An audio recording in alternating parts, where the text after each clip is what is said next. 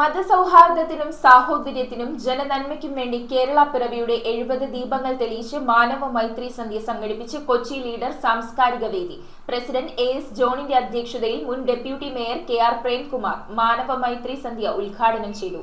KPCC secretary Thampi Subrahmanian മാനവ മൈത്രി സന്ദേശം നൽകി.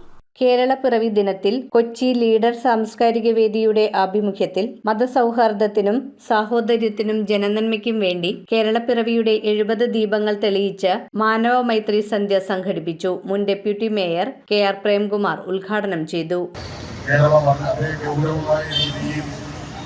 കേരളത്തിലെ സാമ്പത്തിക ശാസ്ത്രജ്ഞരുൾപ്പെടെയുള്ള ആളുകൾ ചർച്ച ചെയ്യപ്പെടുന്ന ദിവസമാണ്. നിങ്ങൾ കേൾക്കും, കേരളത്തിലെ അതിദാരിദ്ര്യ നിർമ്മാർജ്ജന ദിവസമായി കേരളം രൂപീകരിച്ച് 69 വർഷം കഴിയുമ്പോൾ അതിദാരിദ്ര്യ നിർമ്മാർജ്ജന ദിനമായി ഗവൺമെന്റ് ആഘോഷിക്കുകയാണ്. ലീഡർ സാംസ്കാരിക വേദി പ്രസിഡന്റ് AS ജോൺ അധ്യക്ഷത വഹിച്ചു.